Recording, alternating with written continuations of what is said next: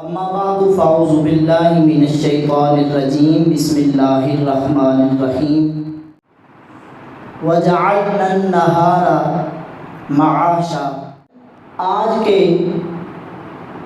اس عظیم و شان جمعہ مبارک کا موضوع اور وہ ہے خرید و فروخت اور معاملات۔ وجعلنا النہار معاشا، ہم نے بنایا دن کو معاشا، روزی مزدوری کرنے کے لیے، روزی حاصل کرنے کے لیے۔ اب میں یہ وہ آیات پڑھ رہا ہوں جن میں اللہ نے یہ دنیا کے اندر روپیہ، پیسہ، مال، دولت حاصل کرنے کا تذکرہ فرمایا ہے۔ ایک دوسری آیت جس میں ارشاد فرمایا لیس علیکم جناح ان تبتغوا فضلا من ربکم، تم پر کوئی حرج نہیں کہ تم اپنے رب کا فضل تلاش کرو۔ اب رب کا فضل کیا ہے؟ وہ رزق ہے، مزدوری ہے، محنت ہے، لیکن اس کے ساتھ ساتھ چند لوازمات بھی ہیں جن کا خیال رکھنا ضروری ہے۔ فرمایا سود نہ کھاؤ، شراب کا کاروبار نہ کرو، برے کاموں کے ذریعے یہ پیسہ نہ کماؤ۔ حضرت عیسیٰ علیہ السلام نے ایک بندے سے پوچھا تم کیا کرتے ہو؟ تو اس نے جواب دیا میں اللہ کی عبادت کرتا ہوں، میں عابد ہوں۔ حضرت عیسیٰ علیہ السلام نے فرمایا پھر تمہارے اخراجات کون اٹھاتا ہے؟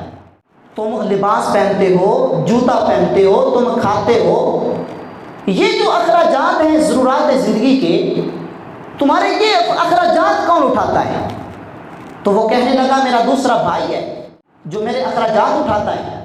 تو حضرت عیسیٰ علیہ السلام نے اس عابد کو فرمایا کہ تم سے زیادہ وہ عبادت گزار ہے جو محنت مزدوری کر کے روپیہ پیسہ کماتا ہے اور خود بھی اپنی ضروریات زندگی پوری کرتا ہے اور تیری بھی ضرورتیں پوری فرماتا ہے، کہ تو اپنے ہاتھوں سے مزدوری نہیں کرتا، تو خود کاروبار نہیں کرتا، تو تجارت نہیں کرتا، تو دنیا کا پیسہ نہیں کماتا، تمہیں تو ضروریات زندگی فری میں مل رہی ہیں اور تو عبادت کر رہا ہے، تجھ سے وہ بھائی تیرا افضل ہے جو روپیہ پیسہ کماتا ہے ضروریات زندگی کے لیے اور اللہ کی عبادت بھی کرتا ہے۔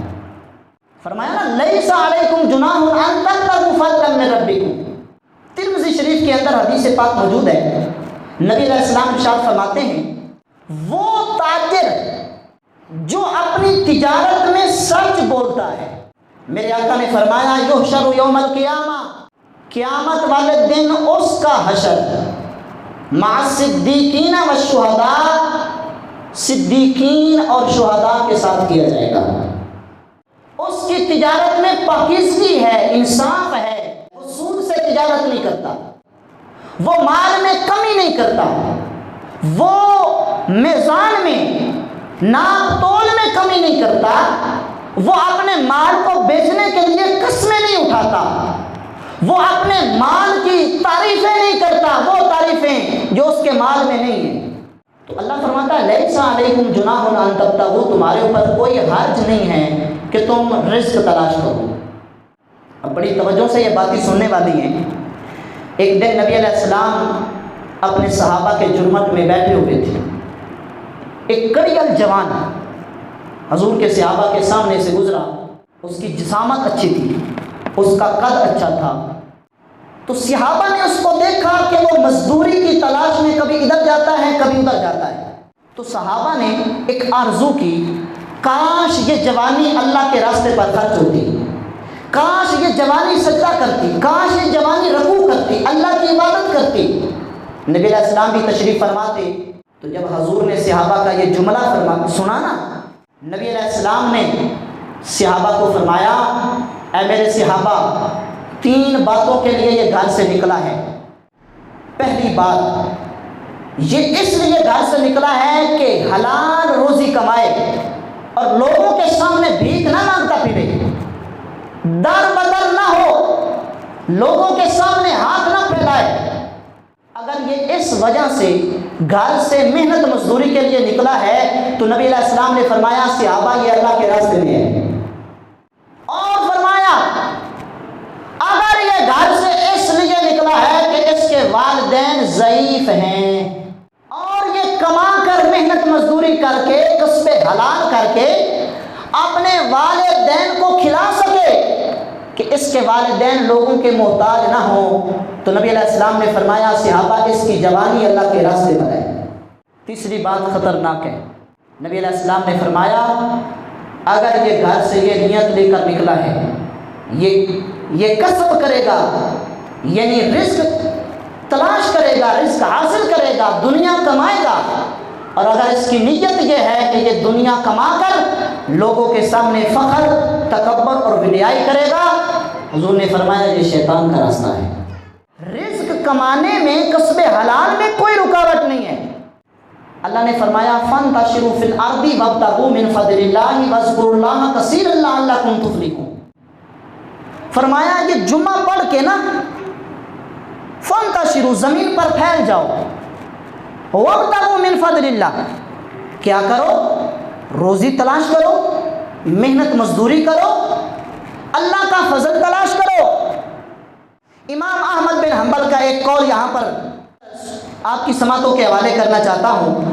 امام احمد بن حنبل سے اس شخص کے بارے میں پوچھا گیا، آپ سے پوچھا گیا حضور بتائیں اگر کوئی بندہ گھر سے نکلتا ہے اور مسجد میں آ کر مصلی پر بیٹھ جاتا ہے اور کہتا ہے میرے مقدر میں اللہ نے جو رزق لکھا تھا وہ یہاں پہنچ جائے گا، محنت نہیں کرتا، مزدوری نہیں کرتا، کوئی تکلیف نہیں کرتا، اور کہتا ہے جو میرے مقدر میں لکھا ہے وہ مجھے مسجد میں مل جائے گا، میرا رزق مسجد میں آ جائے گا، تو امام مالک نے جو جواب دیا تھا اور دل کی تختی پر لکھنے والا ہے، آپ نے فرمایا وہ بندہ علم سے ناواقف ہے، اس نے حضور کی حدیث نہیں پڑھی جس میں نبی علیہ السلام نے ارشاد فرمایا ہے کہ جب کوئی پرندہ اپنے گھونسلے سے صبح کے وقت نکلتا ہے تو وہ خالی پیٹ ہوتا ہے، لیکن شام کو وہ محنت کرنے کے بعد اپنے پیٹ کو بھر کر اپنے گھونسلے میں آتا ہے۔ تو آئیں اس آیت کی طرف جس میں اللہ نے فرمایا فَانْتَشِرُوا فِي الْأَرْضِ وَابْتَغُوا مِنْ فَضْلِ اللَّهِ۔ یہاں پر میں یہ بھی عرض کرنا چاہتا ہوں جو حرام کا مال ہو نا وہ اللہ کا فضل نہیں ہے۔ آج کیا ہوتا ہے، لوگوں نے سود پر کاروبار کر کے، سود کا پیسہ لے کر، حرام کی مال کمائی کر کے، لوگوں کا حق غصب کر کے، رشتہ داروں کی زمینوں کو غصب کر کے، اپنی بہنوں کی، اپنی ماؤں کی زمینوں کو غصب کر کے، ان کو پراپرٹیاں بنا کر وہاں جو محل بناتے ہیں، جو کوٹھی بناتے ہیں، وہاں پر کیا لکھتے ہیں ھذا من فضل ربی، یہ میرے اللہ کا فضل ہے۔ روپیہ سود کا ہو، روپیہ بہن کی زمین جو غصب کی ہے، جو اس کو حق نہیں دیا اس کا ہو، اور پھر اس سے مکان بنا کے بندہ اوپر لکھ دے ھذا من فضل ربی۔ مجھے بتاؤ یہ اللہ کے قرآن کے ساتھ مذاق ہے یا نہیں؟ نبی علیہ السلام کی ایک حدیث سماعت فرمائیں، مصنف ابن ابی شیبہ کے اندر حدیث موجود ہے۔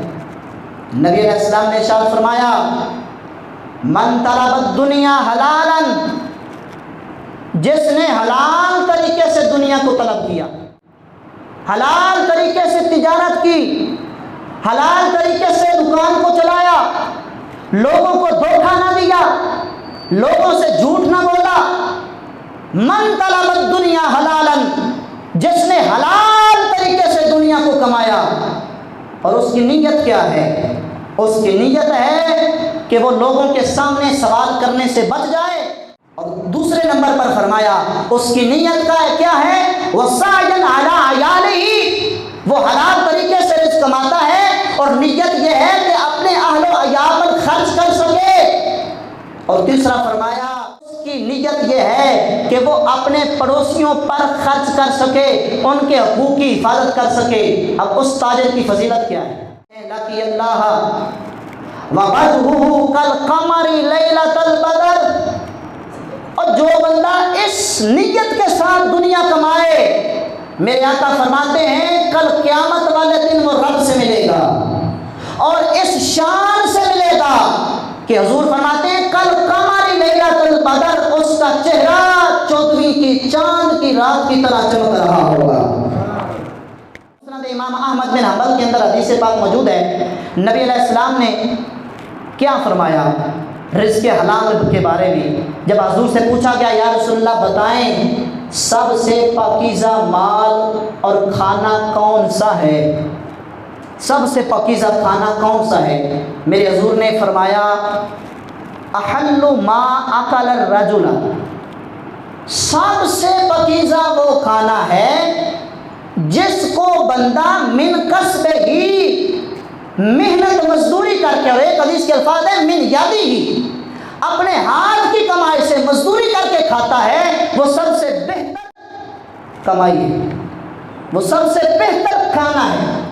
اور آگے فرمایا وَكُلِّ بَيْعٍ مَبْرُورٍ، سب سے کھانا اچھا وہ کھانا ہے، سب سے اچھا وہ رزق ہے جو حلال جائز طریقے پر بیع کر کے حاصل کیا جاتا ہے۔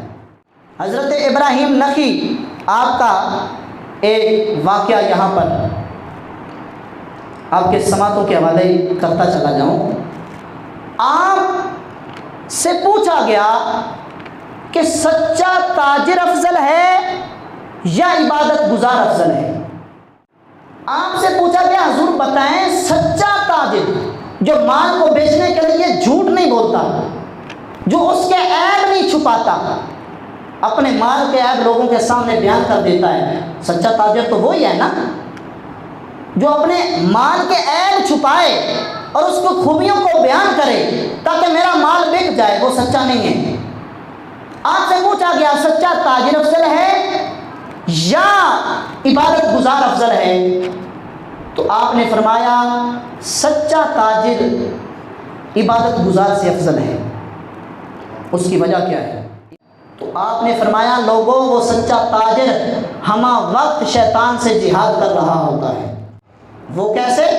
آپ نے فرمایا جب اس سے کسی نے مال لیا تو شیطان نے اس پر حملہ کیا کہ تم اس کو مال کم دو، وزن کر کے کم مال دو، تو اس نے لا الہ الا اللہ محمد رسول اللہ کی تلوار سے شیطان کا مقابلہ کیا اور اپنا اس مال دیتے وقت اس اپنے ترازو میں ناانصافی نہیں کی، اور جب مال لینے کی باری آتی ہے تو پھر بھی وہ شیطان کے ساتھ جہاد کر رہا ہے۔ وہ تاجر شیطان حملہ کرتا ہے کہ تم 40 کلو کی بجائے 41 کلو تولتے جاؤ، جیسے کہ آج ہمارے تاجر کرتے ہیں، 40 کی بجائے 41 کیوں بھائی؟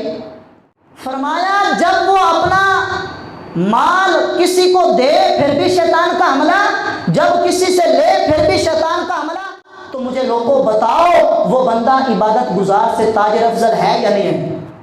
یہ سورۃ ہود ہے، پارہ نمبر 12 ہے۔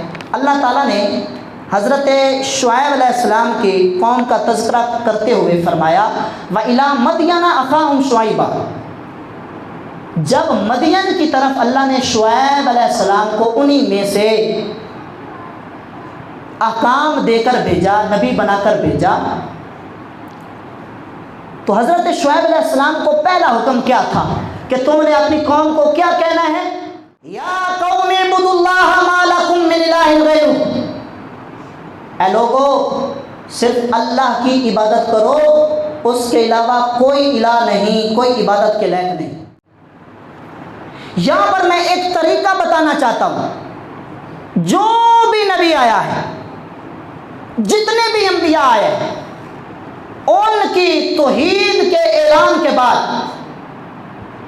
جس اعلان کی ضرورت ہوتی وہ قوم کے گناہوں کی وجہ سے ہوتی۔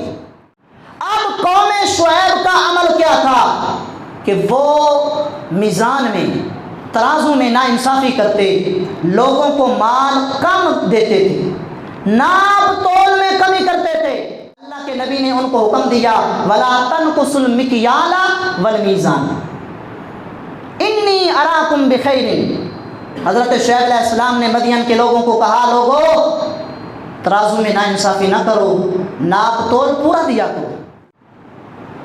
پھر کائنات نے دیکھا، پھر زمین و آسمان نے دیکھا، پھر اس قرآن نے بیان کیا، پھر نبی علیہ السلام کی حدیث نے بیان کیا، وہ قوم جو شرک کرتی تھی اور شرک کے بعد میزان میں ناانصافی کرتی تھی، ان کے ساتھ ہوا کیا؟ ہمارا یہ قرآن بیان کرتا ہے وَأَخَذَتِ الَّذِينَ ظَلَمُوا الصَّيْحَةُ فَأَصْبَحُوا فِي دِيَارِهِمْ جَاثِمِينَ، انہیں ایک ایسی کڑک دار آواز نے آ کر پکڑا، فَأَصْبَحُوا فِي دِيَارِهِمْ جَاثِمِينَ، کہ وہ اپنے گھروں میں اوندھے بل یعنی منہ کے بل گر گئے۔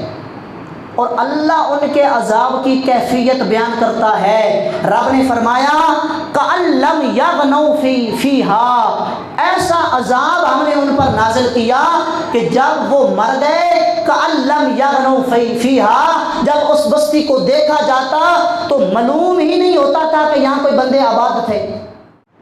یہ اس قوم کا عذاب ہے جو شعیب علیہ السلام کی قوم تھی۔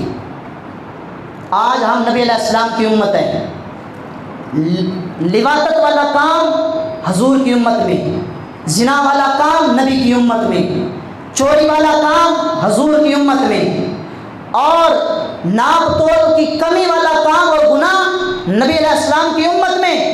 لوگوں اندازہ آپ اس بات سے لگائیں، میں اگر یوں کہوں تو مبالغہ نہیں ہوگا کہ جو ان قوموں نے گناہ کیے تھے اور ان گناہوں کی وجہ سے ان پر عذاب آیا تھا، ان کے وہ گناہ اتنے نہیں ہوں گے جتنے گناہ ہمارے سخت ہیں۔ نبی علیہ السلام ہم میں موجود ہیں، اسی وجہ سے تو ہم پر عذاب نہیں آتا، اور قرآن کہتا ہے محبوب جب تک آپ ان میں موجود ہیں ان پر عذاب نہیں آئے۔